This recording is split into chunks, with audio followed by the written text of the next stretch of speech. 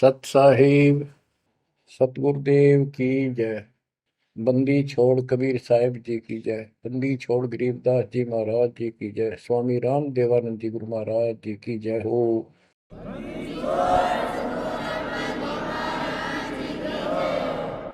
सर्व संतों की जय, सर्व भक्तों की जय, धर्मी पुरुषों की जय। श्री काशी धाम की जय, श्री सुडानी धाम की जय, श्री क्रोथा धाम की जय, श्री बरवाड़ा धाम की जय।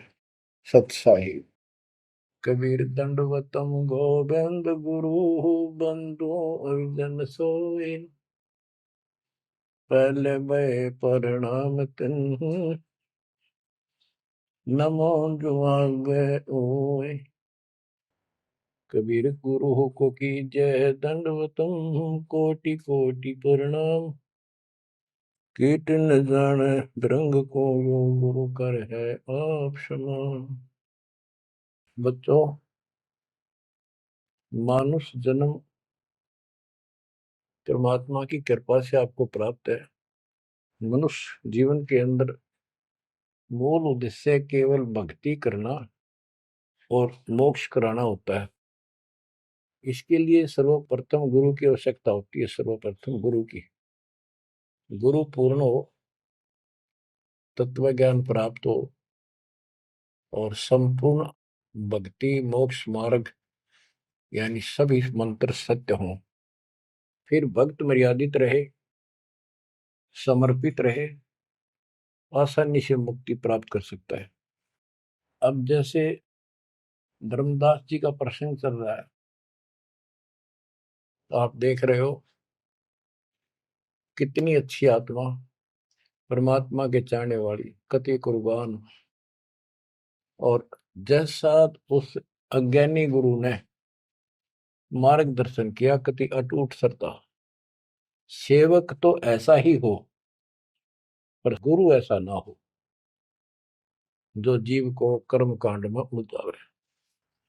अब इस कथा से आपको अपने आप बहुत कुछ बातें समझ में आएंगी कि आपको कैसे पूर्ण सतगुरु प्राप्त है, अध्यात्म ज्ञान प्राप्त है, संपूर्ण मूल ज्ञान जो आज तक छुपा के रखना था। और अब भी आप नहीं समझ सके उस परम पिता की महिमा को और इस गंदे लोक के यथार्थता को, तो फिर परमात्मा आपको कौन सी भाषा का प्रयोग करे जिसे तुम समझ सकते हो। लास्ट फिर वही होगा जैसे 600 साल पहले दाता ने आपको पटक दिया था, ठाके झटक दिया था। या तो आंखें खोल लो, भूल जाओ इन बकवादों को। इस संसारिक चोचलों में कुछ नहीं धरा। गरीबदास जी कहते हैं, सर्व सोने की लंका होती रावण से रणधीरम। एक पलक में राज विराजी कर जम के पड़े जंजीर। इतने ठाठ बाट थे, सिद्धियां थी, आकाश में चला जाता था। पुष्पक विमान ऊपर से छीन के लाया था कुबेर से।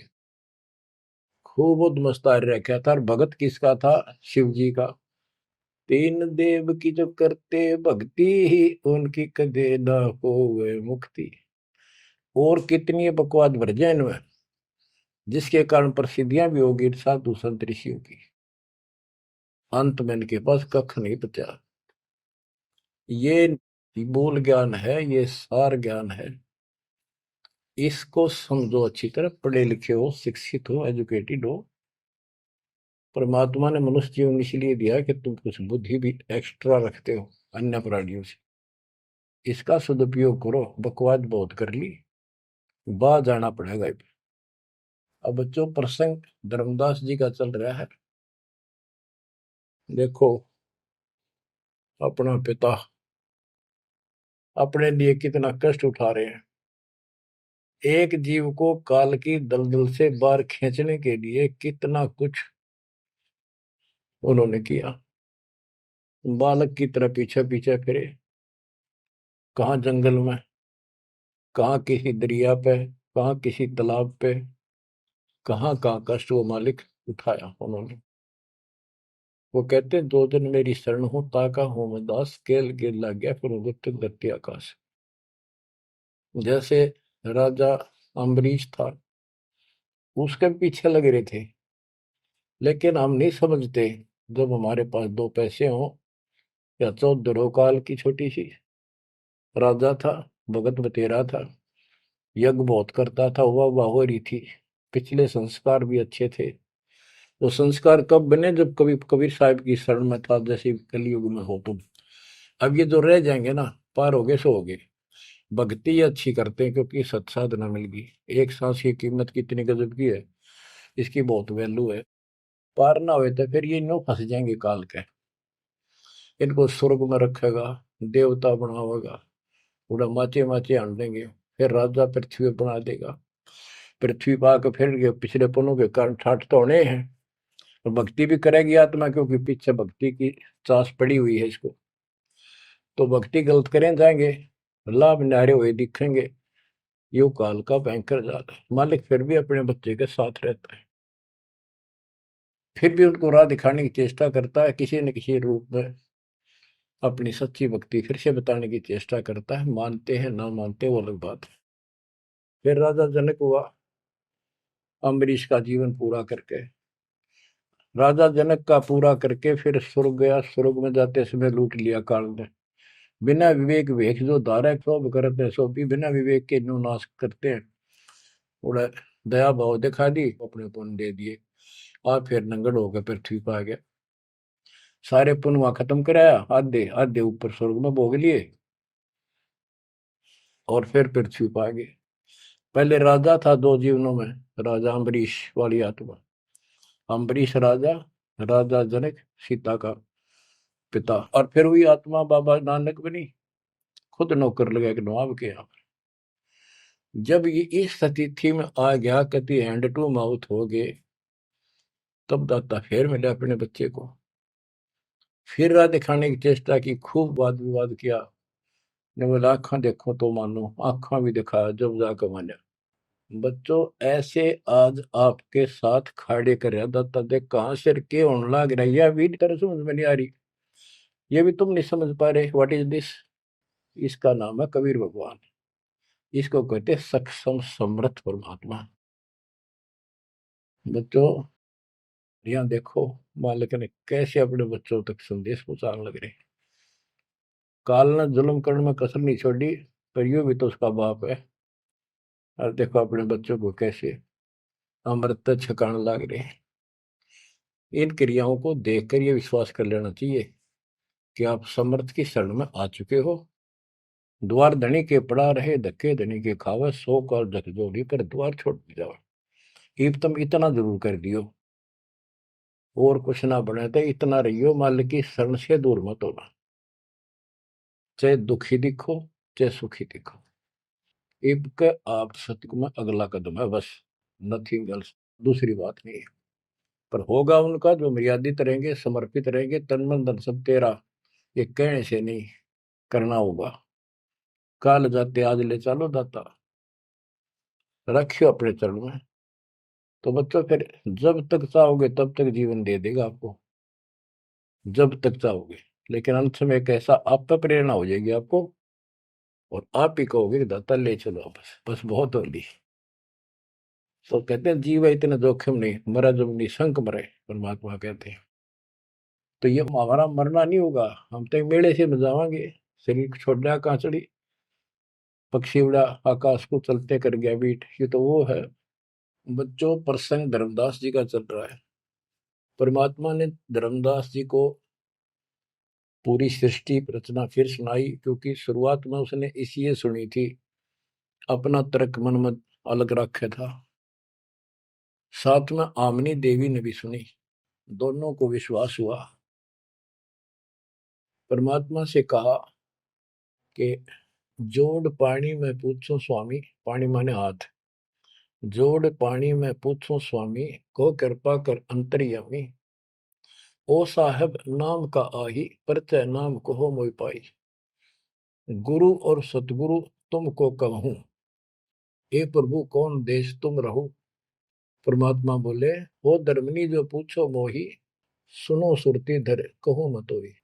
जिंदा नाम है सुन मेरा, जिंदा बेस खोज के ही तोरा। हम सतगुरु के सेवक आही, सतगुर संग हम सदा रहाई। सतपुरुष व सतगुर आही, सतलोक में वह सदा रहाई। सकल जीव के रक्षक सोई, सतगुर भक्ति काज जीव होई। सतगुर की भक्ति से जीव के सब काम ठीक होंगे।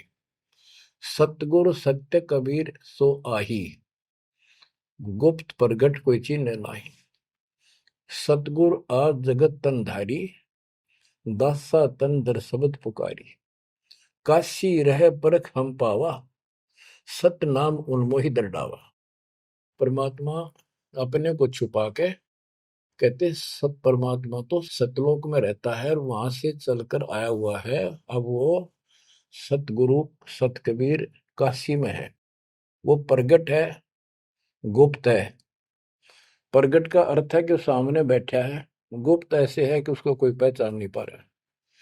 सतगुरु आज जगत तन धारी, उस सतगुरु ने, सतपुरुष ने, पूर्ण परमात्मा ने जगत में आके ये कबीर रूप धारण कर रखा है। और काशी रहे पर खम पावा, वो काशी में रहते हैं, हमने उनको पहचान लिया। सत नाम उन्मोहि दरडावा, ये सच्चा नाम, सच्चा ज्ञान, सही विधि उसने मुझे बताई। यम राजा का सब छल चीना, निरख परख यम सो भीना। तीन लोग को काल सतावे, ताको ही ये सब जग ध्यान लगाओ। तीन लोग को यू काल परेशान कर रहा है, दुर्गति कर रहा है तीन लोग की, सब प्राणियों की, और उनका ये ध्यान लगावे। ब्रह्म देव जाको वेद बखाने, सोई है काल कोई मर्म न जाने। जिसको ब्रह्म भगवान के है ना, देवता लोग, गुरु ऋषि, वो वही तो काल है। तिनके सुत अहि तिर देवा, सब जग करे उनकी सेवा। इनकी पूजा करते, ये उसके पुत्र है तीनों। तिरगुण जाल ये जग फंदाना, जाने ने अवसल पुरुष पुराना। जाकी ई जग भक्ति कराई, अंत काल जीव को सोए दरखाई। जिसकी ये भक्ति करते हैं, काल की, ब्रह्म की, या इनके तीनों पुत्रों की, अंत समय वो इनको खावे। सब जीव सतपुरुष के आही, ये सारे प्राणी उस सतपुरुष कबीर साहब के हैं। यम दे धोखा फांसाता ही, प्रथम बहे असुर यमराई। बहुत कष्ट जीवों के लाई, दूसरी काल कला पुन धारा। धर अवतार असुर संहारा, जीवन बहुविध कीन पुकारा। रक्षा कारण बहु करे पुकारा। जीव जाना ये धनी हमारा, दे विश्वास पुनः धर अवतारा। अब क्या ये बताना क्या चाहते हैं परमात्मा? हिरण्यकशिपु, उसको काल ने पैदा किया, उसने उद्मस्तारे भगत को सताया, हाहाकार मची सारी जनता में। तो परमात्मा ने आकर उस राक्षस को मारा और विष्णु को रूप दिखाना पड़ा, क्योंकि कबीर साहब को जानते नहीं थे। बच्चों, भगत का रक्षक केवल कबीर साहब है। प्रहलाद भगत था, प्रहलाद विष्णु जी का उपासक था। इस भक्ति को यहाँ तक लाने के लिए दाता ने आगा पीछा कुछ नहीं देखा, ना अपनी महिमा की आवश्यकता समझी। यदि वो महिमा चाहे तो काशी में 120 वर्ष रहे एक निर्धन जुलाहे की लीला में, वो 1 मिनट में कुछ भी कर सकते थे, दुनिया पीछे हो लेती, पर ये इस मार्ग में चला नहीं। तो क्या बताते हैं कि विष्णु रूप धारण कर लिया, विष्णु भी खुश हो गया, लोग कहें विष्णु जी ने रक्षा कर दी, विष्णु जी ने रक्षा कर दी। अब ये काल का जाल नो ऐसे अड़ा रहा। अब कबीर साहब ने इसको उसी तरीके से समझाने की चेष्टा की है, अपना रोल निकाल दिया बीच में। कबीर साहब समझाना चाहते हैं कि एक तरफ तो काल ने राक्षस बनाए, फिर तुम कहते हो विष्णु ने नरसिंह रूप धार करके और हिरण्यकशिपु को मारा, इसलिए विष्णु की महिमा बन गई। अब लोग विष्णु के चिपक गए, इसको भगवान मानकर पूजन लाएंगे। हीरो हो गया यो, जैसे पिक्चरों में देखो हीरो 2-4 रन गढ़ दे, बस वाह वाह वाह के जो है ना, इन करिश्मों को देखकर, चमत्कारों को देखकर इनके चिपक गए। ये सब काल का जाल है, परमात्मा ने इससे कोई लेना देना नहीं। परमात्मा चाहते थे इन भक्तों की आस्था बनी रहे, काल चाहता है ये नास्तिक हो जाए प्रमाण के लिए। परमात्मा से जब वार्ता हुई, इसने विवाद किया, तकरार करी, प्रथम बार आई। आखिर में लास्ट में जब सारी मन्नत मंगवा के वचन भरवा के ने बोला कि सबको उल्टा मार्ग लाऊंगा, गलत साधना पर दृढ़ कर दूंगा, देवता, तीर्थ, व्रत, मंदिर, इनकी पूजा हुआ, और किसी को कोई यहाँ से निकलने नहीं दूं, कि ये साधना करेंगे आध्यात्मिक लाभ होए को नहीं, आप नास्तिक हो जाएंगे। अब देख लो वर्तमान में गांव के गांव बहुत अच्छी आत्मा के लोग हैं, स्त्री पुरुष, लेकिन भगवान से दूर हो चुके, इसलिए हो चुके हैं कि इनकी साधना करते करते दुरुक्ति रही है, वो साधना ठीक नहीं है। तो यहाँ परमात्मा धर्मदास को वो आंखें खोल रहा है कि जिनको तुम भगवान मान रहे हो ये ऐसे काल जाल कर रहा है। एक तरफ तो ये कंस, केसी, चाणोर और पूतना जैसे, जरासिंह जैसे बना दिए, उधर से कृष्ण बना कर भेज दिया न मारने खातर, इनको मारने के लिए। कृष्ण ने वो मार दिए, कृष्ण चौधरी पाक गया, भगवान बन गया। अंत में कृष्ण भी मरा और नरक में जागा, जिसे कर्म करे या भोगने पड़ेंगे। अब बच्चों ये सारा खेल यो है, PhD लास्ट पॉइंट है। जैसे एक राजा सेना को आदेश देता है दुश्मन से युद्ध करो, तो सैनिक का कर्तव्य बन जाता मरूं या मिटूं, और जाके खड़ा हो जाता है लेकर बंदूक मोर्चे पे। तो सैनिक सच्ची आत्मा से होते हैं और वो दुश्मन के छक्के छुड़ाने के लिए अपना जीवन न्यौछावर कर देते हैं, आमने सामने मोर्चा संभाल लेते हैं। अब वहां पर कुछ इधर से मारे जाते हैं, कुछ उधर से मारे जाते हैं। जैसे अपने भक्त बच्चों को सेना में जाना पड़ता है, लड़ाई भी करनी पड़ेगी, युद्ध के मैदान में उतरना ही पड़ेगा और आमने सामने मोर्चा डांटना पड़ेगा। ये तो करना पड़ा, लेकिन वहां रक्षा कौन करेगा?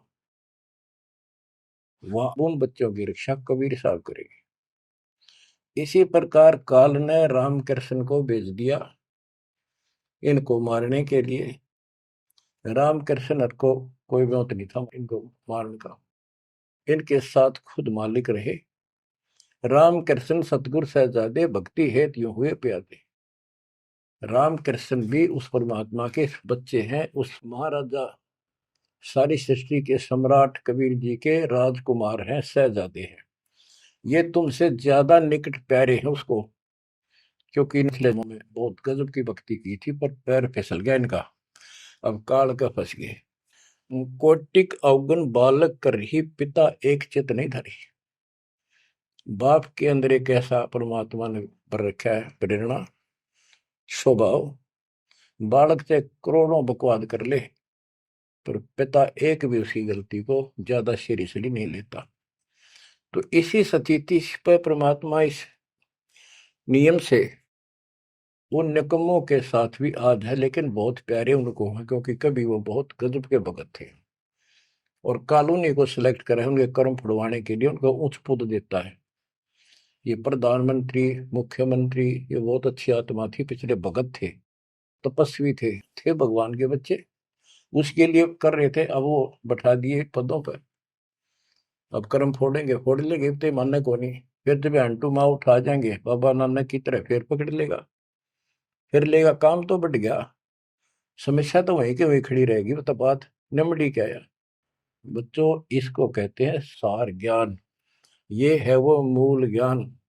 धर्मदास मेरी लाख दुहाई, मूल ज्ञान कहीं बाहर न जाए। मूल ज्ञान तब तक छपाई जब लग द्वादश पंथ ना मिट जाए। अब यो ऐसा ज्ञान आज तक किसी ने निर्णायक नहीं सुनाया। तो ईब कोई बकवाद करेगा तो उनको सबको पता होगा ये संत रामपाल जी से सुनकर अटपट मारन लग रहा है। हमारे छोटे छोटे बच्चे भी उसको 2 मिनट में फिटे मुंह कर देंगे। तो ये पंथ खत्म हो गए। बड़ा पेड़ होता है ना, पड़ भी जा, उसकी एक आधी जड़ की तरह रह जाए धरती में लगी, वो थोड़ा बहुत हरा कई दिन रह जाया करे, पर अंत में उसकी लकड़ी सूखेगी। तो आज इनकी स्थिति शुरुआत हो चुकी है, ये सारे ढह चुके हैं। मालिक के तूफान इस ज्ञान के सामने इनका कोई औकात बची नहीं है। अब तुम ध्यान दो जिसके ऊपर ये मालिक गजब की रजा कर रहा है।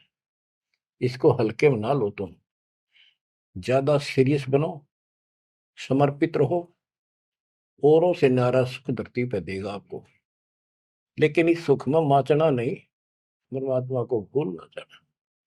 मालिक की तरफ ज्यादा आवे, सुविधा दे दी, गाड़ी दे दी, सेवा में आवे, सेवा में लावे, बकवाद हम कहीं नहीं जावे, तो राम राजी रहेगा, कबीर साहब आपका खुश रहेगा। तो परमात्मा ये बताना चाहते हैं, जीव जाने ये धनी हमारा, जैसे विष्णु कृष्ण राम हो ये भगवान थे न, देख किसे तो कंस मार दिया, केसी मार दिया, रावण मार दिया, हमने के पल्ले पड़ा उसको मारते, हमने तो ये युरा पाया, ये कुछ बात बनेगी। प्रभुता देख के न विश्वासा, अंत काल पुनः करे गिरासा। या प्रभुता देख के इनकी राम कृष्ण और के बड़े हीरो थे, कर दिया, लोगों ने इनको भगवान मान दिया। यही बते डपली पिटन लाग रहे हैं। द्वापर देख कृष्ण की रीति, परमात्मा कहते तू कृष्ण जी का भगत है, सुन ले कृष्ण की नीति अनीति। आप मानते हो कृष्ण ने गीता बोली, पहले तो गीता में उसको भगत बनाया, धार्मिकता सिखाई, और गीता का पाठ अर्थ बतलाया, और फोन उनको कहा युद्ध कर, युद्ध कर, तुझे कोई पाप नहीं लगेगा, और पीछे वो पाप लगा दिया। हिमालय में जाके गड़ो, अश्वमेघ यज्ञ करो, तुमने बंधुघात किया इसलिए पाप लगे।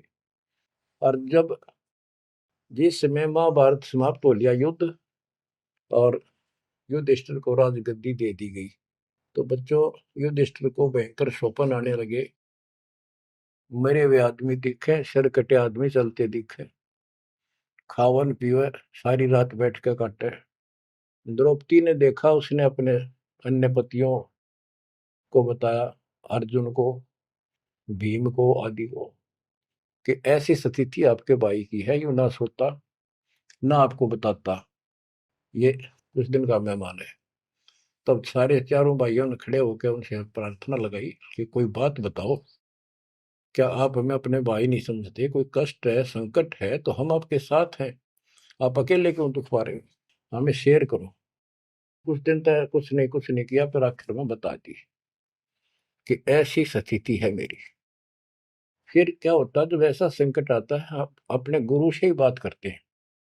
श्री कृष्ण जी के पास गई, श्री कृष्ण जी को सारी स्थिति बताई कि हमारे भाई को ऐसे ऐसे समस्या होगी, कोई समाधान बताओ। तब वो कृष्ण जी कहते हैं कि तुम्हारे को जो युद्ध में तुमने पाप किए, बंधुघात किए, भाई मारे, भतीजे मारे, वो पाप लगा है, और इसके लिए एक अश्वमेध यज्ञ करो, उसकी शर्त बताई थी। अर्जुन उस समय स्तब्ध रह गया कि ये, और कृष्ण उस दिन तो कह था तुम्हें कोई पाप नहीं लगा तो निश्चिंत होकर युद्ध कर ले, मैंने सारे रख, तो तेने मत बनाना। आज ये पाप कहां से आ गए? विवाद करना इसलिए उचित नहीं समझा कि जब मैंने ये पॉइंट उठा दिया, भाई मेरा इलाज नहीं करा होगा, क्योंकि उसमें करोड़ों रुपए लगने थे उस धर्मयज्ञ के अंदर। और युवती ने सोचेगा भाई खुश नहीं है मेरा इलाज कराने में, ये मर जाएगा, इतना धर्म कर्म का पक्का है। तो अर्जुन ने अपने सब्र का घूंट पिया, अपने दिल की झाल डटी, और जैसा कहा वैसे यज्ञ करवाई। उस यज्ञ में शर्त थी कि एक पंचायन संघ अलग से रखा जाएगा, कि एक आश्रम सा बना के साफ सुथरी स्वच्छ स्थान पर एक अलग से उसका स्टैंड बना के, और सब महापुरुष देवता पृथ्वी के ऊपर के लोक स्वर्ग लोक के सारे बुलाओ, और सब पृथ्वी के जीव, ब्रह्मा विष्णु महेश, सबको न्योता दे दिया। 56 करोड़ यादव, 12 करोड़ ब्राह्मण, 88,000 ऋषि, 33 करोड़ देवता, और ये सारे आगे। सबने भोजन खा लिया, और शंख नहीं बजा, यानी यज्ञ संपूर्ण हुई नहीं। यज्ञ पूरी ना हुई तो पाप कटे नहीं, वो दुख नो का नो रहेगा। तो इतना खर्च हो चुका, और बात वहीं की हुई, कोई ट्रीटमेंट नहीं।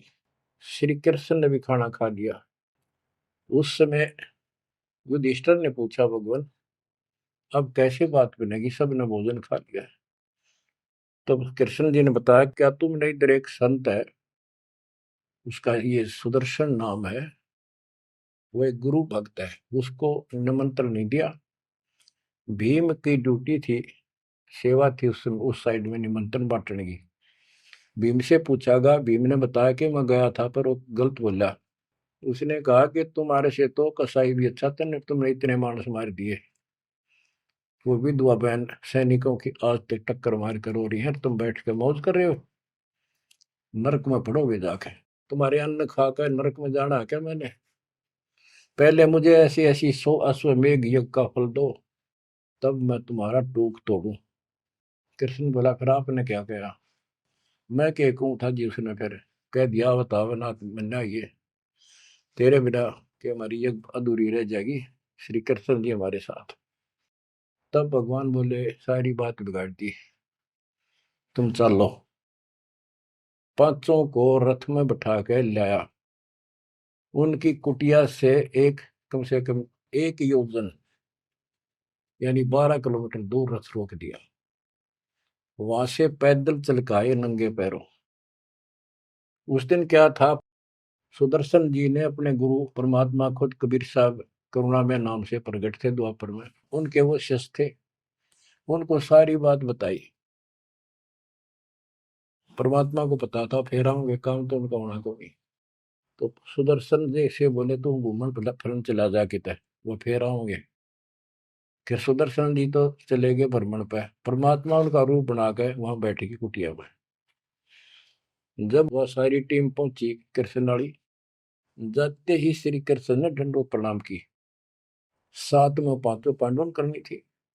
फिर कहा, परमात्मा ने पूछा, हे जगदीश, हे तीन लोक के मालिक, यह कैसे आना हुआ गरीब की झोपड़ी पे? तो श्री कृष्ण जी ने कहा, आप जानी जान हो, इन्होंने ये पांडव हैं, ये भीम है, ये युधिष्ठिर है, सारी इंट्रोडक्शन कराई। ये आपको निमंत्रण देने आए हैं, इनके यज्ञ में प्रसाद पाओ ताकि इनका कल्याण हो। सुदर्शन जी बोले कि भाई मैंने इस भाई तक कही थी, देखो खड़ा मोटा हा, मेरी बात शर्त पूरी कर दो तो मैं आज तैयार हूँ, नमक हो नहीं चलो।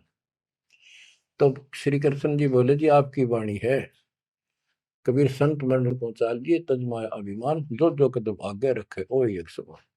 ये दाता, हम वहां से चलकर कहाँ से चले थे, आप तो सारे कदम जानते हो, और 12 किलोमीटर तय, 1 योजन तक हम कभी पैदल आए हैं।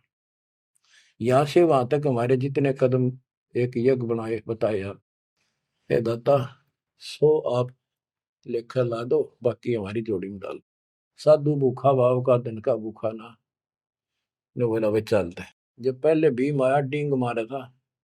जब सुदर्शन जी ने ये कहा कि तुमने इतने आदमी मार दिए, ऐसा जुल्म कर दिया, भीम बोला, युद्ध ऐसे नहीं जीता जाता, एक का गदा मारूं था 6 मरे थे। तो परमात्मा ने उसकी फड़क निकालनी थी, कुछ परिचय देना था कि इसमें कुछ है। परमात्मा बोले, सुदर्शन रूपधारी कबीर साहब के भीम, पहलवानिया मेरी माला तार के दिए, देख खुट्टी व टंगरी। हो गया तारण खातिर, कणछन लाग गया पहलवान, वो माला ना उतरी, वह सुमरनी उतरी नहीं। ने बोला, रे तू एक मारे था, 6 मरे थे पहलवान, या छोटी सी माला नहीं तेरे से उठती। खिसियाना होकर वापस आ गया। परमात्मा ने ऐसे हाथ करे, आपसे उतर कर आएगी हाथ में माला, और बहुत चक्के रह गए, अचंभित हुए सारे के सारे। तब परमात्मा को लेकर ये घुमाए। लंबी कहानी है, विषय दूसरा चल रहा है। तब उस दाता के भोजन करने से उनका काम बना, जब वो शंख बजा। ये अलग प्रसंग कभी ठीक से जच कर सुनाऊंगा, अब प्रसंग दूसरा चल रहा है। परमात्मा कह रहे, धर्मदास, तेरे कृष्ण की कुनीति कुनीति सुन ले। एक तरफ तनियों का था, तेरे पाप ना लगे, और फिर पाप बताए दिए। उन पापों को धोने के लिए जो विधि बताई, उससे भी बात ना बनी, वो भी समर्थ सक्षम हम थे वहां पर, हमने की। और बच्चों, वो पाप नहीं थे, वो पाप तो थे लेकिन वो प्रेत बाधा थी। वो जो सैनिक मरे थे, विधवा रो रही थी, वो सैनिक उसने तंग कर रहे थे, प्रेत बने हुए। वह प्रेत बाधा भी कृष्ण तक नहीं ठीक हुई। बच्चों, गरीबदास जी कहते, तुम कौन राम का जपते जपन, ताते कटे ना ये तीनों ताप। ये 3 ताप के तहत दुख था उनको। और वो पाप ते न्यो के न्यो रखे रह गए। ओए होए। अरे कोयल के बच्चों, ईब तक पकड़ दो अपने माँ की वाणी को, क्या कहना चाहते हो? अब विष कागाड़ा के साथ रहोगे क्या? अब क्या बताते हैं? गीता पाठ का अर्थ बतलावा, पुण्य पाछे बहु पाप लगावा, बंधु घात दोष लगावा, पंडों के बहुकाल सतावा। पांडवों को काल ने खूब परेशान किया, और अंत में क्या हुआ? जब दुर्वासा जी ने श्राप दे दिया कि जैसे कृष्ण जी के पुत्र प्रद्युम्न और दो चार पांच और बच्चे मिलकर दुर्वासा जी द्वारका की बनी में बैठे थे, तपस्या कर रहे थे, कुछ दिन के लिए कहीं कहीं रुक जाते थे। वो पता चला कि बड़ा पहुंचा हुआ संत सिद्ध आ रहा है। द्वारका के बच्चे श्री कृष्ण को समर्थ मान चुके थे। किसी ने कंस मार दिया, केसी राक्षस मार दिया, चाणूर मार दिया, वैसे काल्यवन मार दिया। तो इन्हों सोच रहे थे कृष्ण तो ऊपर धरती पे कोई सही नहीं। उन्होंने मजाक सूझ गए, वह किसी संत साधु का आदर नहीं करते थे, इस कारण से कि हमारे साथ कृष्ण हमारा कोई कुछ नहीं बिगाड़ सकता। तो उन्होंने शरारत सूझी के नो कहे दुर्वासा भूत भविष्य वर्तमान त्रिकाली बता दिए, तीनों काल की जानता है, चलो इसकी परीक्षा लेंगे। एक प्रद्युम्न का पेट पर कढ़ाई बांध दी छोटी सी लोहे की, और लेडीज कपड़े पड़ा दिए गुजरिया वाले, ऐसा दिखा दिया जाके जैसे बच्चा पेट में गर्भ है इसका। यूं पूछने गए महाराज, इनका कई साल में दया करी दाता ने? 12 साल हो गए बयान। अब ये पूछ जानना चाहते हैं कि इनका लड़का हो गया लड़की, बड़े उतावले हैं, आप भूत भविष्य की सारी जानो हो। दुर्वासा जी ने देखा ध्यान लगा के, ताकि बकवाद करना रहे हैं, गुस्से में होकर ने बोला, या दो कुल का नाश होगा इस पे, ना लड़का हो ना लड़की हो। और आंख लाल करी बाज लिए बच्चे थे, सब ना के बता पता चला। यानी उस दुर्वासा के श्राप का कृष्ण तक बात गई। कृष्ण जी ने समाधान बताया कि इस कढ़ाई ने घिसा के चूर्ण बना के प्रभास क्षेत्र में डाल दो जमुना में, ऐसा कर दिया गया। फिर भी श्राप न्यो का न्यू रह गया। वो श्राप वो द्वारका में उद्मस उतर गया, अचानक बालक मर गया, अचानक कोई और दिक्कत आ गया, छोटी सी बात पर लट्ठम लट्ठा, रोज झगड़े होने लग गए। कृष्ण जी के पास फिर गए, यू कारण क्या है बताओ भगवान, इसका समाधान बताओ। किसी ने किसी की बात नहीं सुधारी, यू कौन सा पाप सेध गया नगरी का? कृष्ण जी बोला, भाई तुमने, जो दुर्वासा का श्राप है ये दुखी कर रहा है, इसका समाधान है तुम जाके वहां जमुना में स्नान करो प्रभास क्षेत्र में, जहां पर वो कढ़ाई के कंड डलवाए थे चूरे बना बना के। उसमें एक कड़ा घिसा नहीं था कढ़ाई का, पूरा ना घिसा, थोड़ा बहुत घिस, चमकीली सी वस्तु होगी, वो मछली ने खा ली। एक बालिया नाम का मछियारा था और साथ में शिकारी था, वो मछली पकड़ी, वो आ गई, उसने काट के देखी, उसमें चमकीली धातु थी। उसका अपना तीर का एरो बनवा दिया, आगे का ऐसा विषाक्त करके जहर में बुझवा के। और जो कण थे जो कढ़ाई के बताते हैं, उनके सरकंडे जाम गए, बूढ़े बूढ़े, उनके तीखे पत्ते गजब के तलवार जैसे। और कृष्ण जी ने कहा, सारे स्नान करो वहां जाके, तुम्हारा ये शराब खत्म हो जाएगा। वहां बोले सब बच्चे नर, कोई ना बचे, गर्भ न छोड़ के, छोटे छोटे नवजात शिशु भी साथ ले गए, कभी इन पर शराब ना रह जाए। और वहां जाके सारे लड़न लग गए, पढ़ पढ़ के वो पठेरे सरकंडे एक दूसरे को मारे, तलवार का काम करना कर शुरू कर दिया। कट का मर गए 56 करोड़ यादव। फिर कृष्ण जी एक पेड़ के नीचे बैठ गए, उस पार दीख को सारे दिन शिकारी ने, बालिया कौन था? ये बाली वाली आत्मा थी जो त्रेता युग में श्री राम ने वृक्ष की ओट लेकर मारा था। उसका अपना बदला लेने के लिए उस वो बालिया नाम का जीमर बना, शिकारी बना, श्री राम श्री कृष्ण बना। वो आत्मा, वो उसके पैर में तीर मार के श्री कृष्ण मारा। उससे पहले श्री कृष्ण ने, बच्चे भी बताओ आप हमारे यहाँ दो जाके काल कर रहे दुर्गति, फिर आके लेट गया जब वो मारेगा। मरने से पहले उसने वह संदेशा भेज दिया था पता था कि सारे मरेंगे। तो पांचों पांडव वहां पहुंच गए। कृष्ण जी बस तड़पन लाग रहे थे। उनको बता दिया भाई ये यहाँ कोई आदमी बचा नहीं है, इन लेडीज को सारी को ले जाना, यहाँ लोग इनकी दुर्गति करेंगे, तुम अपने वहां रखना सुरक्षित।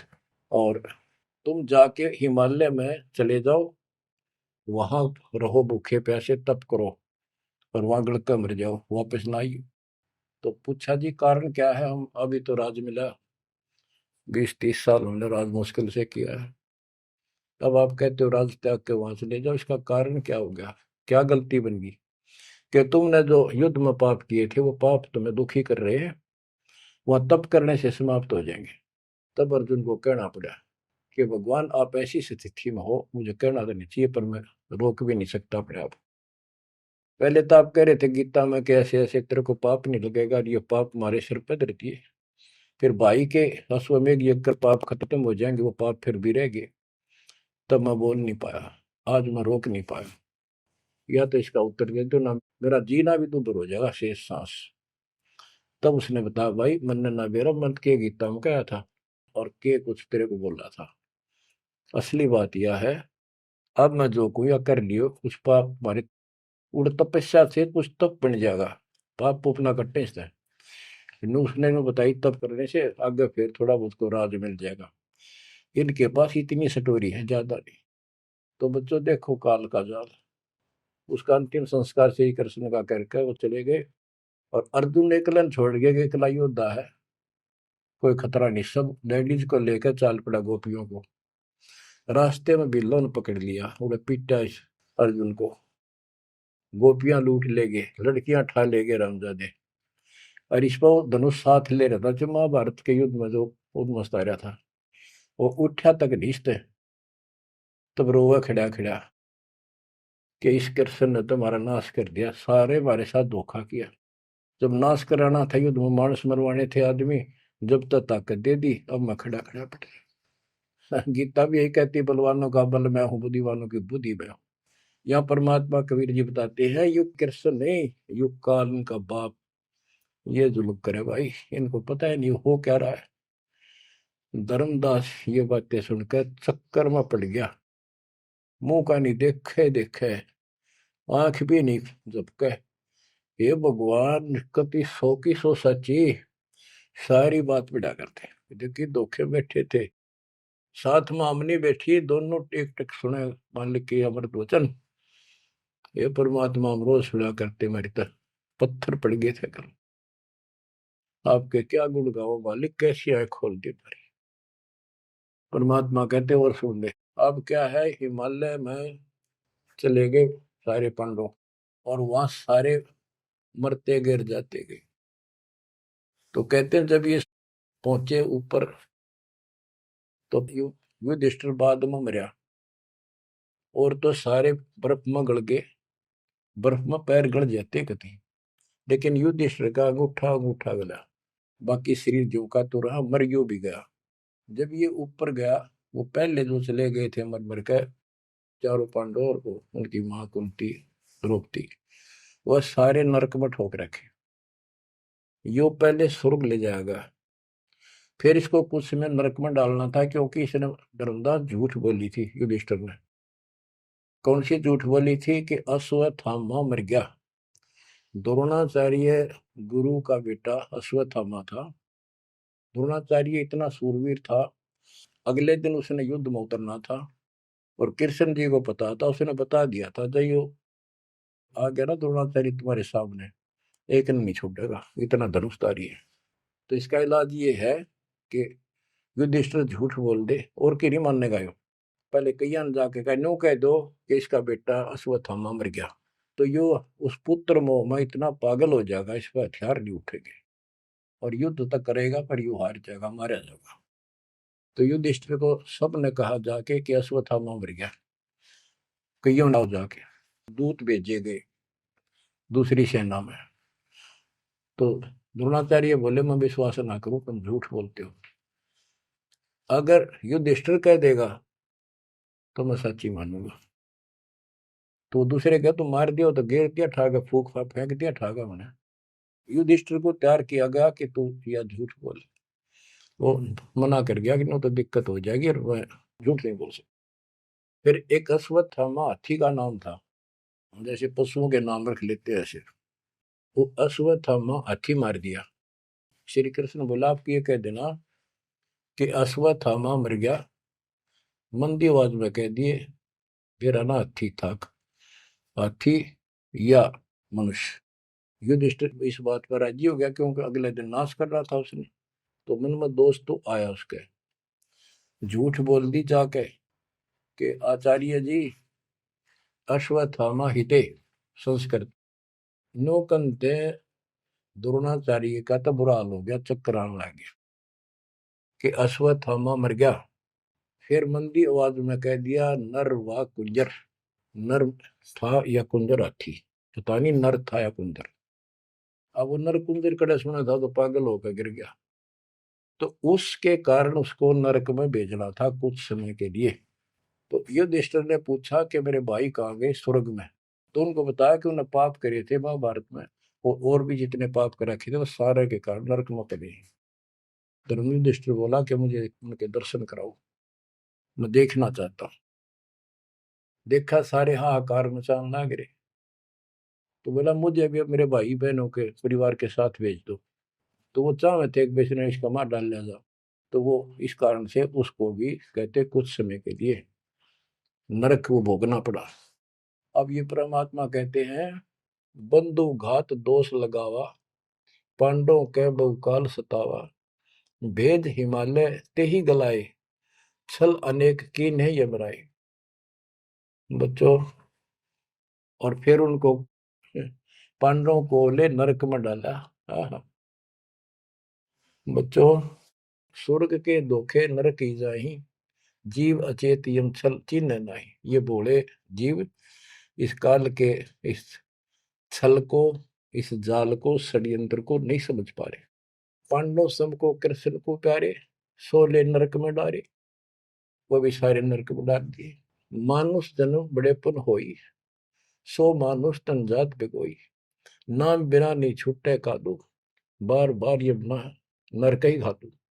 नरक निवारण नाम जो आही, सुरनर मुनिजन जानत कोई नाही। जो नरक से छुटकारा देने वाला असली नाम है, इतने देवता नहीं जानते, ना ऋषि जानते, ना ब्रह्मा विष्णु वही जानते। ताते यम फिर भटकावे, नाना योनिन में काल सतावे, बिरले सार शब्द पहचाने, सतगुरु मिले तो सतनाम समाने। इतना कुछ सुनकर धर्मदास कहता ही साहब मैं तो पग सिर धरूं, तुम ते कुछ दुविधा नहीं कर। अब मोई चीन पड़ी यम बाजी, तुम ते भयो मोह मन राजी। अब आपके ऊपर मेरी कति आत्मा डट गई, मेरा मन कति खुश आपके। मेरे हृदय प्रीति अस आई, तुम ते हो गई जीव मुक्ताई। अब मुझे विश्वास हो गया कि मेरा कल्याण आपसे होगा। मुझे लगता है तुम ही सत कबीर हो स्वामी, कृपा करो तुम अंतर्यामी। हे प्रभु देव परवाना मोही, यम तरण तोर भजो मत ही। मोरे नहीं और सो कामा, निस्तिन सुमरो सदगुरु नामा। पीतल पत्थर देव द्यो बहाई, इन फेंक दो उठाकर, सतगुरु भक्ति करो चितलाई। ये बंदी छोड़। हो। परमात्मा बोले सुनो धर्मनी, अब तो ही भुगताऊं, निश्चय यूं से तो ही बचाऊं। देव परवाना हंस बारू, जन्म मरण दुख सब टारू। ले परवाना जो करे प्रतीति, जिंदा कह चले यम जीती। अब वही आज्ञा देव धर्मदासा, मैं गमन करूं सतगुरु के पास है। अब मुझे आज्ञा दे, मैं अपने गुरु जी के पास जा रहा हूँ। सतगुरु संग आयब तो पाई, फिर मैं अपने गुरु जी ने लेकर आऊंगा तेरे पास। तब परमाना तो ही मिलाई, उनसे तुम्हें नाम दिलाऊंगा मैं। क्योंकि अभी धर्मदास को पूरा पक्का करना था। धर्मदास बोले हे प्रभु अब तो जान ना दे, नहीं आयो तो मैं बहुत पछते हूँ। पछताई पछताई बहुत दुख पाऊं, नहीं आओ तो प्राण गवाऊं। हाथ से रतन खोई कोई डारे, सो मूर्ख निज कान बिगाड़े। ये मैं कैसे छोड़ू, अपने हाथ से रतन कैसे खो दूं। जब नहीं आए तो ना मैं खाऊं ना कुछ पीऊं, मैं मरूंगा। आप जब फिर नहीं आए तो परमात्मा ने कहा कि चाल पड़े, क्योंकि अभी ताव और बाकी देना था। धर्मदास सामने कति गली में खड़े हो गए, जब तक दिखते रहे आंखों में आंसू भरे रहे, एक टक देखते रहे। बच्चों, परमात्मा आपको मोक्ष दे, सदा सुखी रखे, शेष फिर दृढ़ हो जाओ, तड़फ जाओ उस घर जाने के लिए। परमात्मा आपको मोक्ष दे, सदा सुखी रखे, आपको अपने घर की याद बनी रहे, काल का दुख सदा याद रहे। सत्साई।